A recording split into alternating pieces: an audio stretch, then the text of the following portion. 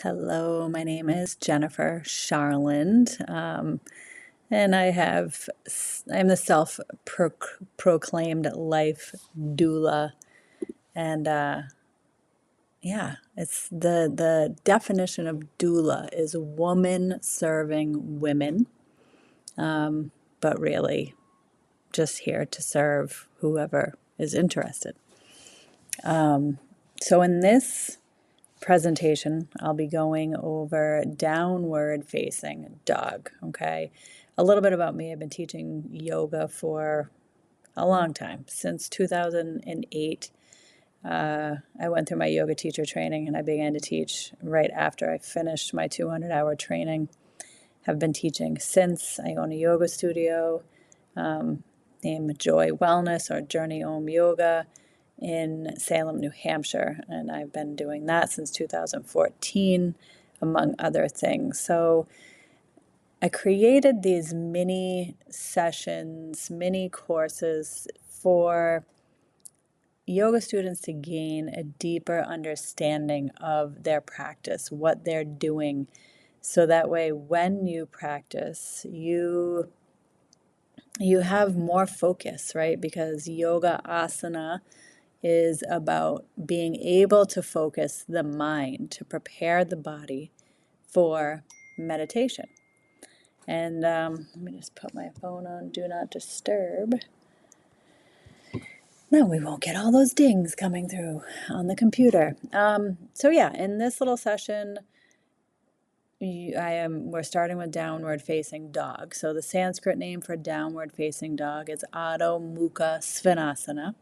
And it sounds like, so I like to do the phonetics because almost everybody gets a part of it wrong. So Ad, you can see that there.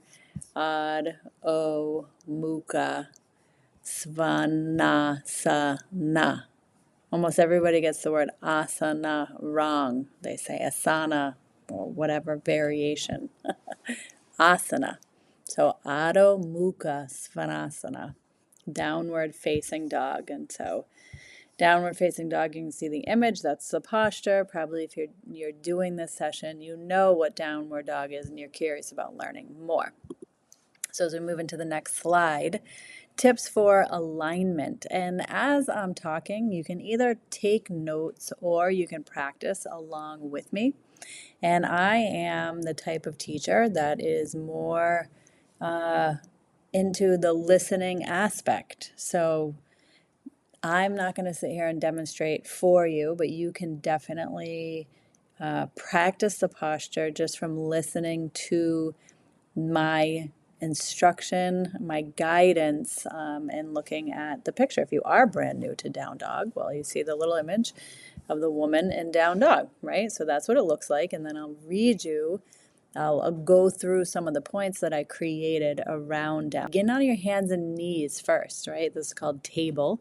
And you can do a session on table posture or in plank, and you can do a session on plank. So that's where you can begin. And it's okay to come into downward facing dog cold, right? Not having warmed up, because we come into it mindfully and we begin to develop a relationship with our bodies through every yoga asana. So it's really important to have the mindset of wanting to tune into your body and begin to learn from your body, because your body holds a lot of intelligence. So beginning on hands and knees or in plank, then you lift your hips toward the sky. So you lift the hip towards the sky, and right away you can begin to develop a relationship with your body. Excuse me. And you might notice that as you lift your hips toward the sky, maybe you had the idea that they were going to lift much higher than they did, but they might not, because your hamstrings might be tight, your shoulders might be tight. You haven't built up the strength or the flexibility to hold here, but it doesn't matter, right? So you're just developing a relationship with where your body is when you first come into it. And it depends on the time of day that you're practicing. Sometimes in the morning, we're a little bit tighter than the rest of the day.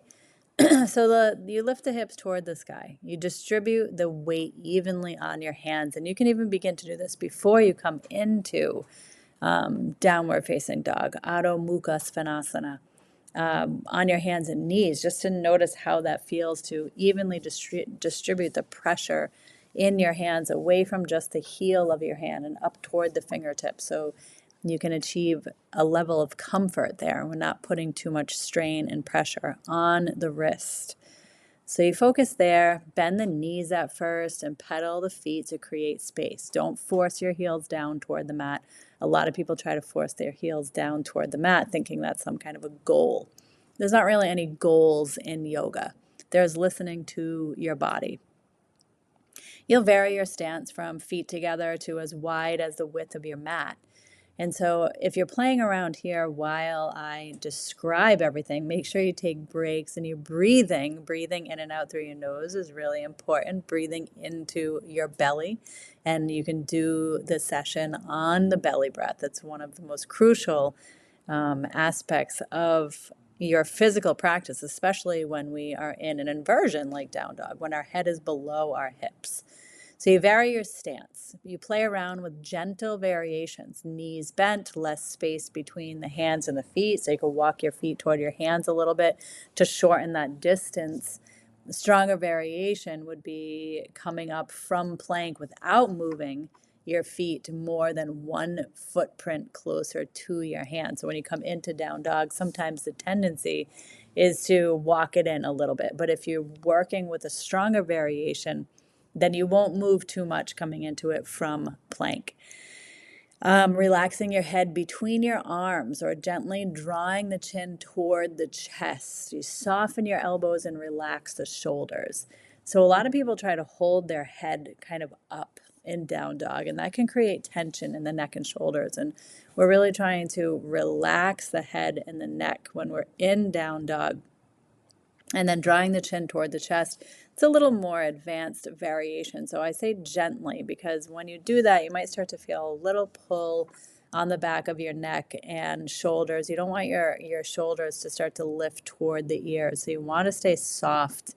That's the softening the elbows. So you kind of wrap the elbows. You do your best to have your elbows pointing back in the direction of your knees. That's the wrapping. And they're not out wide like in a regular kind of push-up. So we wrap the elbows as a softening of the elbow. And you relax the shoulders. And in that relaxation, you're able to lengthen the spine, lift the hips higher toward the sky. And your chest kind of reaches towards your knees, shins, floor. Right? Floor is obviously complete, full expression and ultimate flexibility. So again, there's no goals in yoga. There's no forcing where we think we need to be at all. You just are where you are and you work within that container of where you are. So the eye focus or drishti is toward the navel. So without straining, let your eye gaze land where it's comfortable, but toward the direction of the navel. And that might be your feet, your knees, your thighs, right? So we're never forcing anything. There shouldn't be strain. And you're lengthening the spine. So if you come into down dog and you notice that your back is rounded, then make adjustments to lengthen the spine before anything else. Soften through the upper body and lengthen the spine. So that might mean your knees stay bent and your feet you've walked in closer to your hands a little bit. So you work with the upper body and then you let the lower body fall into place. And again, if you're practicing along with this, make sure you take breaks and you're breathing. And it's not recommended that you hold down dog as long as this video. That would be a little bit crazy. So take notes, listen, then practice. We'll go to the next slide. So ultimately, you're holding the posture for about 5 to 7 breaths, breathing deeply into your belly. So when we're in an inversion, sometimes you feel pressure in your face. So you want to redirect the breath to the belly. And you're breathing correctly. That way, the posture, the energy can radiate from the solar plexus, the root chakra, throughout the whole body, right? And so this can actually help if you have controlled, meaning maybe you take medication, you're controlling either high or low blood pressure, then downward dog is good. You can lift and lower. You can see how you feel when you hold for 3 to 5 breaths. So it can be good to even out controlled blood pressure. But you'll see in one of the slides that if you have uncontrolled high blood pressure or low blood pressure, then you don't want to hold here for this long. So if you can't stay for 5 to 7 breaths, go to table or to child's pose. And again, you can see the sessions on table or child's pose to learn about those postures. While holding in downward facing dog, notice if your heels naturally fall closer to the mat. If they eventually reach, and I say eventually, not necessarily during this session, but from continued practice, because yoga is something that you're going to practice hopefully every day. And you're not forcing yourself to go into anything like that you think is full expression, because there's no point to have that kind of competition. It actually undoes any positive work that you've done with yoga asana. But if your heels do reach the mat, see if you can lift your toes, not come up on your toes, but lift your toes. And then an interesting thing happens. You start to engage the front of your legs, and you'll see in the anatomy and physiology slide what muscles could engage.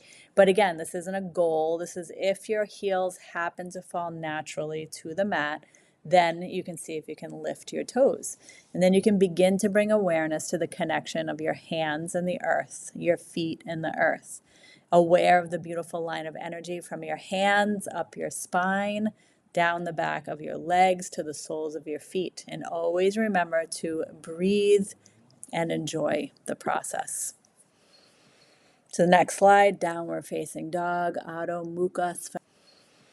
So the next slide, downward facing dog, Adho Mukha Svanasana. Try that one with me, Adho Mukha Svanasana. Adho Mukha Svanasana. So do not practice down dog for 5 to 7 breaths if you have uncontrolled high or low blood pressure. If you are pregnant or in your first trimester or have never practiced yoga before, okay? So I say, if you're pregnant, don't practice this in the first trimester. If you are pregnant, you've been practicing yoga since before you were pregnant, likely it's okay, but check with your doctor after your first trimester to practice down dog. But if you've never practiced yoga before, just wait until after you have the baby and then begin your practice. Don't start anything new when you're pregnant. And again, check with your doctor. But if you have eye disease, pressure in the eyes, sometimes, that might not be good. If you have any pain in your body that gets worse while in down dog, that's important. Just like in any yoga posture, you should never feel, some of us, you might have chronic pain, but when you're in a posture, it shouldn't cause the pain to get worse. If it does, you need to come out of that posture and revisit it again at another time and see how it feels. Always listen to your body first and foremost. Honor yourself. Those are the most important principles of yoga asana. Downward facing dog, Adho Mukha Svanasana. And I need to bold this one out. I didn't do that. Benefits of downward facing dog. Okay, so the benefits: nourishes the brain because the blood flows to the brain. So the oxygen increases in the brain. It increases focus because we have a focal point. There's a lot of things to focus on when you're coming into down dog. And that is really, really good to increase your focus whenever you can, because so much of our lives are about distractions. So whenever you can work on focus, then you're really doing yourself a service, your brain, your body, your life. It strengthens the upper back and the arms, the triceps, of course. It stretches the low back, hips, and hamstrings. If the heels do come down, you're able to lift your toes. It can strengthen the knees and the quadriceps. It helps you to deepen your breath because there's a lot of freedom of breath when you're holding here and you're breathing into your belly, and your lungs are able to expand. So it's really wonderful when you're able to hold here, relatively comfortable to the posture, and you can breathe those 5 to 7 breaths deeply. Decompresses the spine, especially when we release through the neck. We're not trying to hold our neck up. We're not creating tension there. So when we can really release through the head, the neck, it helps to decompress the spine. And what does that mean? It kind of creates a little more spaciousness. If you think we sit down all day, we're kind of, gravity is taking hold. So anytime you can reverse gravity, our bodies enjoy that.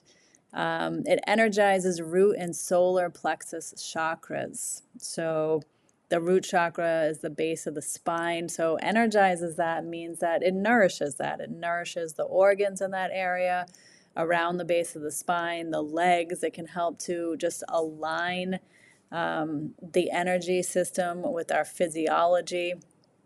The solar plexus chakra, which is right below where the ribs kind of split.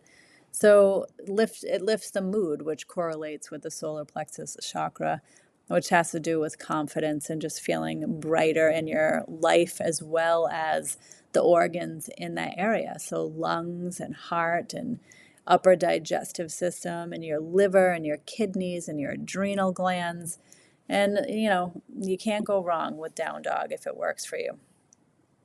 Mind practice. So this is where I would like you to get to in your practice when you submit homework to me. If you want to submit your homework, your feedback, a short video of you in down dog. I can take a look at your alignment, and you can ask me 1 or 2 questions, and I'll answer that through WhatsApp. So downward facing dog, again, Adho Mukha Svanasana, mindfulness practice. So asana is a beautiful way to practice mindfulness, to develop that deeper relationship with your body, and to increase your focus.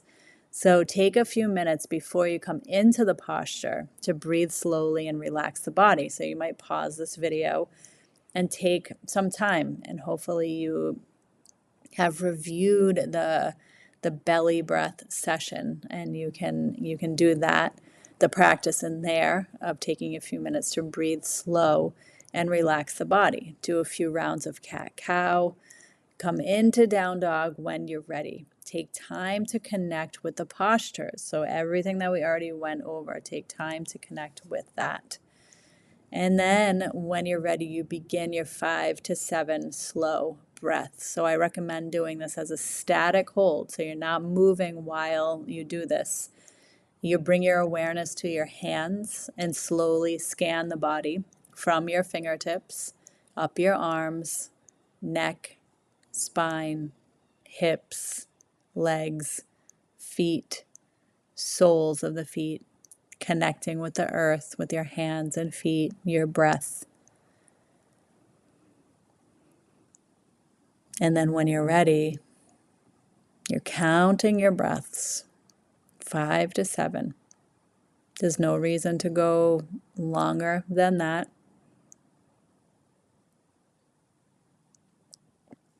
When you're ready, you slowly release to table, move through cat-cow a few times, and then into a wide leg child's pose.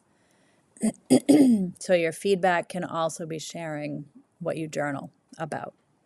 Write about how and what you felt and experienced before, during, and after this. This will serve as a nourishing and complete mindfulness practice. The next time you practice, use the silent affirmation while breathing. So when you're breathing, the 5 to 7 breaths, each breath, the inhale, breathing in, I am aware of my body. And it's silently. Breathing out, I am aware of my connection to earth. Breathing in, I am aware of my body. Breathing out, I am aware of my connection to earth. 5 to 7 times. And you can bring that affirmation into your day. When you want to spend more time focusing, you might sit for a few minutes and just breathe with that. Breathing in, I am aware of my body. Breathing out, I am aware of my connection to earth. So it's another mindfulness exercise or practice to help you focus and to create a little more spaciousness in your life. When you find yourself wanting to be distracted, to pick up your phone and go on social media, whatever, maybe try that practice. So anatomy and physiology of downward facing dog, Adho Mukha Svanasana. You can see the image on the left side, the muscles that are activated, gastrocnemius, so that's the calf muscles, the hamstrings, the glutes, the lats, the deltoids. Also the traps, which are the tops of the shoulders, we want that to be a little more passive because we're softening the elbows, which this one image on the left is doing that, but not on the right. Tensor fascia latte.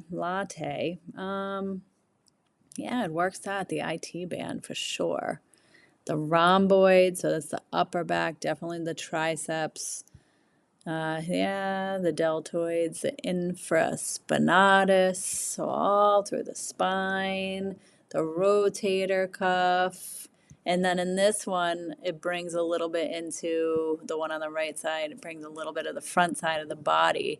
You can see the hamstrings here are blue, but if this model were to lift the toes, their legs are comfortably straight, the knees slightly soft, lift the toes, quadriceps engage. It's interesting.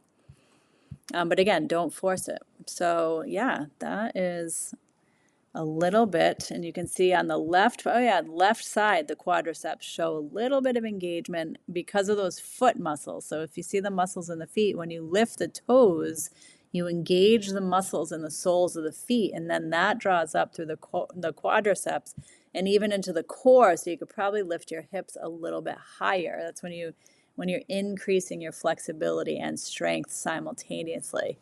And serratus anterior. And we just want to be mindful of the ribs that we're kind of drawing in, even though we're reaching out in all directions and we're getting a good stretch. We don't want to overstretch the ribs. So the deep breathing connects you with your core, lifting hips high.